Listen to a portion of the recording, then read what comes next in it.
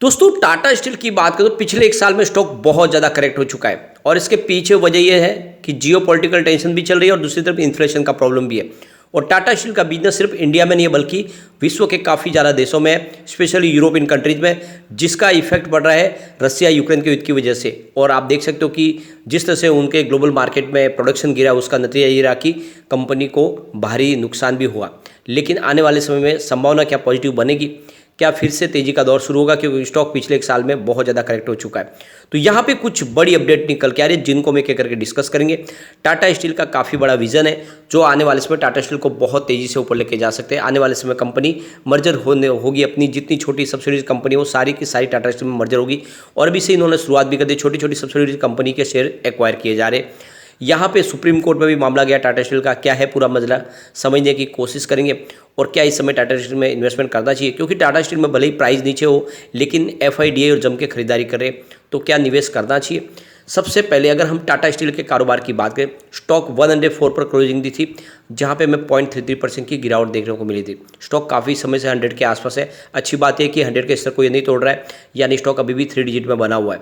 अगर आप इसके रिटर्न को देखें तो पिछले 5 साल के हिसाब से स्टॉक ने 77% का पॉजिटिव रिटर्न दिया है। लेकिन 3 ईयर के हिसाब से इसका रिटर्न बहुत ही शानदार है, करीब 311% का ज़बरदस्त रिटर्न स्टॉक ने दिया है। यानी कोविड काल में स्टॉक जिसने भी खरीदा होगा उसको इस समय भी शानदार रिटर्न मिल रहा है। लेकिन 1 ईयर के हिसाब से स्टॉक में 23.87% यानी लगभग 24% की वापस गिरावट हो चुकी है। 3 मंथ के हिसाब से भी लगभग 10% की स्टॉक में गिरावट है। 1 मंथ के हिसाब से देखें तो 1.23% की गिरावट है और 1 डे के हिसाब से लगभग आधा % की गिरावट है। तो पिछले एक साल से जिसने भी इन्वेस्टमेंट किया होगा उसको इस समय लॉस हो रहा होगा टाटा स्टील में। अब यहाँ पे देख सकते हो टाटा स्टील के सीईओ और एमडी टीवी नरेंद्रन की तरफ से Q4 के आंकड़ों को लेकर काफ़ी उत्साहवर्धक बातें कही गई है। उनका कहना है कि हमने इस बार रिकॉर्ड प्रोडक्शन किया है और काफ़ी ज़्यादा चैलेंजेस थे। एक तो आप देख सकते हो कि जियोपॉलिटिकल टेंशन भी चल रही है और इस वजह से स्टील की डिमांड काफ़ी कम है ग्लोबल मार्केट में। उसके बावजूद भी हमने काफ़ी शानदार प्रोडक्शन दिखाया इस बार, जो काफ़ी बड़ी बात है। आप देख सकते हो कंपनी का जो टोटल कंपनी ने प्रोडक्शन दिया है वो 19.87 मिलियन टन्स का है स्टील का, जो आप देख सकते हो कि काफ़ी ज़्यादा वृद्धि दिखा रहा है। पिछले साल सेम क्वार्टर में देखें तो 19.06 मिलियन टन के आसपास था। तो पिछले एक साल के मुकाबले इस बार सारी प्रॉब्लम के बावजूद भी कंपनी का प्रोडक्शन बढ़ा है।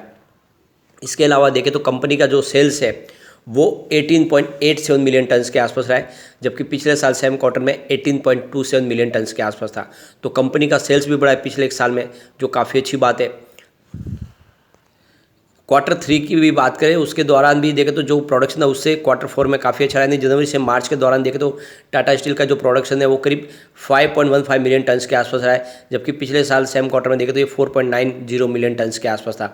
तो यहाँ पे ईयर ऑन बेसिस पे भी वृद्धि हुई है और क्वार्टर बेसिस पे भी इस बार प्रोडक्शन में वृद्धि हुई है। तो देख सकते हो कि इस बार रिजल्ट में वो इफेक्ट हमें देखने को मिल सकता है और जिस तरह से पिछली बार रिजल्ट काफ़ी नकारात्मक था वैसा रहने की संभावना इस बार काफ़ी कम है। यहाँ पे एक बड़ी अपडेट निकल के आ रही है, टाटा स्टील ने सुप्रीम कोर्ट में पीएलए लगाई है कोल मिनिस्ट्री और झारखंड गवर्नमेंट के खिलाफ, जिसमें देख सकते हो कि टाटा स्टील के खिलाफ झारखंड हाईकोर्ट में जो फैसला था वो टाटा स्टील के खिलाफ आया था, लेकिन उस फैसले के खिलाफ अब टाटा स्टील ने सुप्रीम कोर्ट में अपील की है। और आप देख सकते हो कि ये जो पूरा मामला है जिसमें टाटा स्टील को हजारीबाग और रामगढ़ जिलों में 999 साल के लिए खनन पट्टा दिया गया था, लेकिन उसको बाद में खारिज किया गया और किसी भी पार्टी को लाइफ टाइम के लिए दिया नहीं जा सकता, ये रीज़न देके उस पट्टे को खारिज किया गया था। और इसी के खिलाफ अब सुप्रीम कोर्ट में टाटा स्टील चला गया है और अब मामला जो है पूरा सुप्रीम कोर्ट में है। सुप्रीम कोर्ट में इसकी सुनवाई हुई है और सुप्रीम कोर्ट ने आप देख सकते हो कि झारखंड गवर्नमेंट और कोल मिनिस्ट्री इसका जवाब मांगा है। क्या फैसला टाटा स्टील के फेवर में आएगा वो देखना होगा। दूसरी तरफ देखें तो एक और अच्छी गुड न्यूज टाटा स्टील के फेवर में यूके गवर्नमेंट की तरफ से फैसला थोड़ा सा आपको पलटता हुआ दिखाई देगा। यानी टाटा स्टील ने डिमांड की थी यूके गवर्नमेंट की तरफ से कि उनको ग्रीन स्टील के निर्माण में आगे बढ़ने के लिए पोर्ट टैलिबॉन प्लांट के लिए राहत पैकेज दिया जाए, लेकिन जो टाटा स्टील को राहत पैकेज दिया गया यूके गवर्नमेंट की तरफ से वो काफ़ी कम था और ये मंजूर नहीं था टाटा स्टील को। उनका कहना है कि इतने से पैकेज से ये जो ग्रीन स्टील का जो प्लांट है वो शुरू नहीं हो सकता और ऐसे में हो सकता है कि हमें कारोबार भी बंद करना पड़े। तो वहाँ पे 8,000 से ज़्यादा एम्प्लॉयज़ है और ऐसे में यूके गवर्नमेंट अब यहाँ पे टाटा स्टील के बातों में आप देखें तो उन्होंने रजामंदी दी है और वो फिर से तैयार हुए, यानी इस राहत पैकेज को बढ़ाया जा सकता है और ये टाटा स्टील की काफ़ी बड़ी जीत है। अब सबसे जो बड़ी बात है कि भले ही टाटा स्टील के शेयर में लगातार गिरावट हुई हो, लेकिन यहाँ पे एफआईडीआई म्यूचुअल फंड जम के खरीदारी करे। अगर आप ये आंकड़े देखेंगे तो आपको समझ में आएगा। प्रमोटर की होल्डिंग यहाँ पे देख सकते हो इस समय 33.90 के आसपास है, जो सितंबर में 33.92% के आसपास थी। मामूली सी होल्डिंग आपको थोड़ी सी कम होती हुई दिखाई देगी। गिरवी शेयर फिलहाल इनके 1.55% है, जो बहुत ही कम अमाउंट है।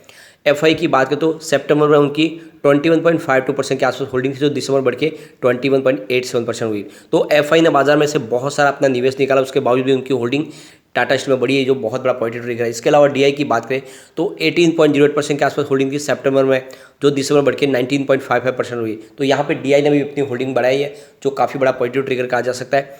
इसके अलावा म्यूचुअल फंड की बात करें तो उनकी 7.31% की होल्डिंग थी Q3 में, जो Q4 में बढ़ के 8.18% के आसपास हुई है। तो यहाँ पे आप देख सकते हो कि एफआई, डीआई और म्यूचुअल फंड सबकी होल्डिंग बढ़ी है।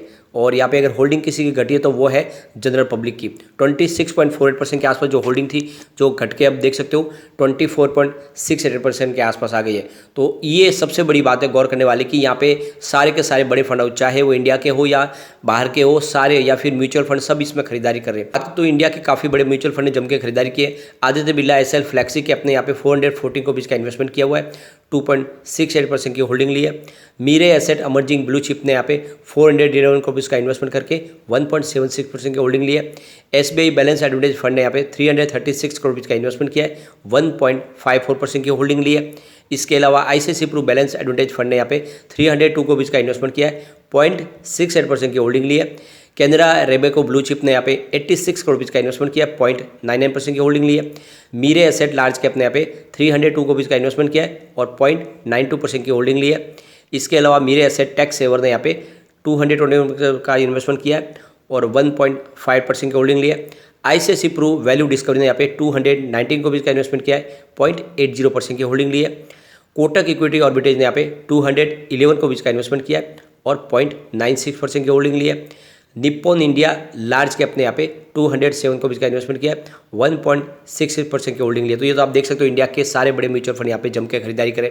इसके अलावा आईसीआईसीआई सिक्योरिटीज ने इसमें बाई की कॉल दी और उन्होंने इसका जो टारगेट रखा 120 का। इसके अलावा अगर आप देखें तो प्रभुदास लीलाधर की तरफ से वैशाली पारेख ने भी यहाँ पे बाई की कॉल दी गई है।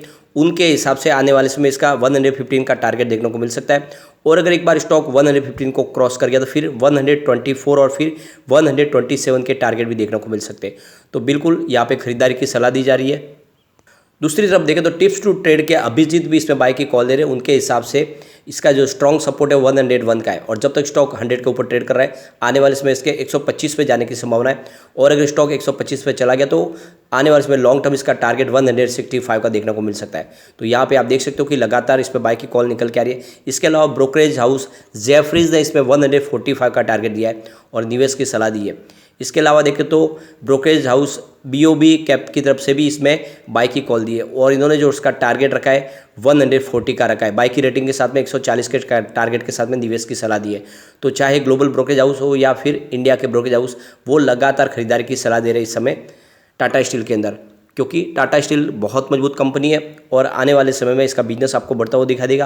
क्योंकि जो प्लांट एक्वायर किए थे, जो कंपनियां खरीदी थी, उसमें भी प्रोडक्शन शुरू हो गया है। तो आगे से आने वाले समय में प्रोडक्शन भी बढ़ेगा और जो ग्लोबल मार्केट में जो प्रॉब्लम थी उसमें भी कमी आएगी। तो आने वाले समय डेफिनेटली प्राइस बढ़ती हुई दिखाई देगी और इसीलिए ब्रोकरेज हाउस लगातार खरीदारी की सलाह दे रहे।